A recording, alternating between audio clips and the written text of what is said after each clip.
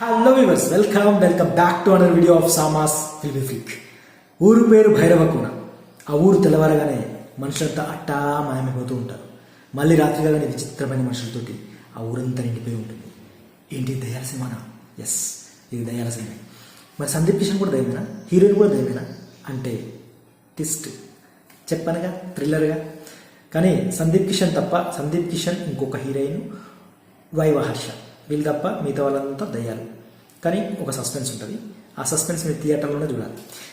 అయితే ఈ దయ్యాలతోటి మరి సందీప్ కిషన్కి పని ఏంటి అంటే, ఆ భైరవ కోనకి సందీప్ కిషన్ ఎందుకు వెళ్తాడు? దయ్యాలతో ఫైట్ చేయడానికి వెళ్తాడా?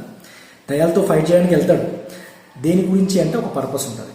అంటే పచ్చగూడెం అనే ఒక ఊరు ఇంకొక ఊరిని కాపాడడం కోసం, ఆ ఊరు జనాల్ని కాపాడడం కోసం ఈ భైరవకోన అనే ఊరిలో ఉన్న దయ్యాలతోటి పోరాటం. సో ఇదే అనమాట. యాక్చువల్గా ఈ మూవీ డైరెక్టర్ విఏ ఆనంద్ గరుడ పురాణంలో చెప్పబడిన ఒక కాన్సెప్ట్ని బేస్ చేసుకొని ఈ ఊరి పేరు భైరవకోన అనే మూవీని నరేట్ చేసినట్టుగా అనిపిస్తుంది.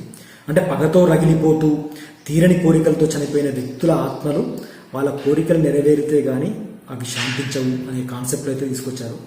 అయితే మరి ఎవరి కోరికలు నెరవేరాలి, ఎవరు దయ్యాలుగా అంటే ఎవరు చనిపోయి దయ్యాలుగా మారి భైరవకోనకి చేరారు, మరి ఎవరిని కాపాడడానికి ఈ సందీప్ కిషన్ ఆ భైరవకోనకు చేరాడు అనేదే ఇంకా కథలోని ఇంట్రెస్టింగ్ పార్ట్. అంటే ఫస్ట్ హాఫ్లో మనకి హీరోయిన్ దయ్యం అని తెలియదు. సో సెకండ్ హాఫ్లో హీరోయిన్ చనిపోతుంది అనమాట. చనిపోయి తను ఎందుకు చనిపోతుంది, ఎవరి వల్ల చనిపోతుంది అనేది మళ్ళీ కథలో ఇంకొక ట్విస్ట్.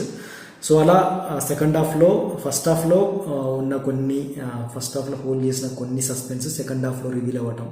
అంటే కొంత పార్ట్ అంటే మనకు ఫస్ట్ హాఫ్లో వెన్నెల కిషోర్ అండ్ వైవహర్ష వీళ్ళ కామెడీ బాగుంది. ఆ కామెడీ ఆ సెన్స్ ఆఫ్ హ్యూమర్ అదంతా కూడా ఫస్ట్ హాఫ్లో కొంచెం ఇంట్రెస్టింగ్. అండ్ సెకండ్ హాఫ్కి వచ్చేసరికి ఇంకా అది కంటిన్యూ అవుతుంది. వెన్నెల కిషోర్ కొంత పార్ట్ ఉంటాడు, కానీ వైవహర్ష అండ్ సందీప్ కిషన్ కూడా కథ వరకు అయితే యాప్ట్ అనిపించింది. కానీ కథ ఇంకొంచెం స్ట్రెంగ్త్ ఉంటే బాగుంది అనిపించింది నాకైతే పర్సనల్గా. కానీ తీసుకున్న కాన్సెప్ట్లో సందీప్ కిషన్ యాప్ట్ అనిపించింది కథకి. And heroine Varsha Bollam and ఇటు కావ్య తాపర్ కూడా కథకు తగ్గట్టుగానే ఉంది. అయితే ఈ డైరెక్టర్ తీసుకున్న కథకి ఆ కథలో ప్లే చేసిన క్యారెక్టర్స్ అన్నీ కూడా బాగున్నాయి. కానీ కొన్ని చోట్ల ఏంటంటే మనకు ఇదే డైరెక్టర్ నుంచి వచ్చిన ఎక్కడికి పోతే వచ్చింది వాడ ఆ కథలోని ఇంప్రెషన్ కానీ, లేకపోతే ఈ మధ్యకాలంలో వచ్చిన విరూపాక్ష మూవీలోని ఇంప్రెషన్ కానీ కొంత ఉండడం వల్ల అక్కడక్కడ కొంచెం అయితే మనకు రొటీన్ డ్రామా లాగానే అనిపిస్తుంది.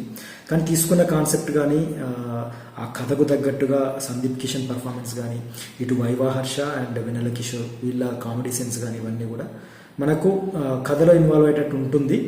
కానీ చెప్పాను కదా, ఈ కొన్ని మూవీస్ ఇంప్రెషన్ వల్ల మనకు రొటీన్ స్టోరీ లాగానే ఇంప్రెషన్ అనిపిస్తుంది.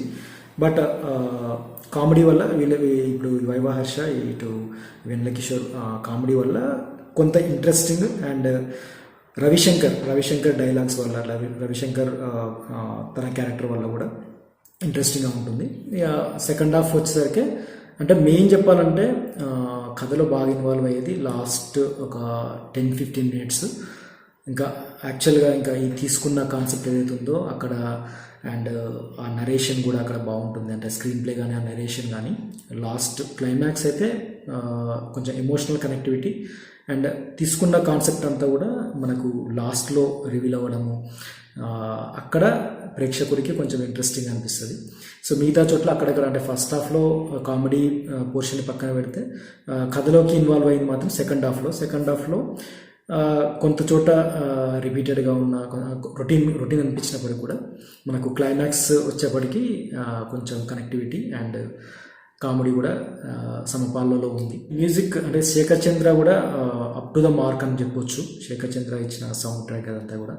అండ్ 2 మెలోడీ సాంగ్స్ ఉన్నాయి first half and second half. So అవి కూడా సెకండ్ హాఫ్లో సిద్ శ్రీరామ్ పాడిన సాంగ్ అండ్ ఫస్ట్ హాఫ్లో రామ్ మిరియాల ఇచ్చిన సాంగ్ అంతా కూడా ఈ 2 సాంగ్స్ బాగున్నాయి.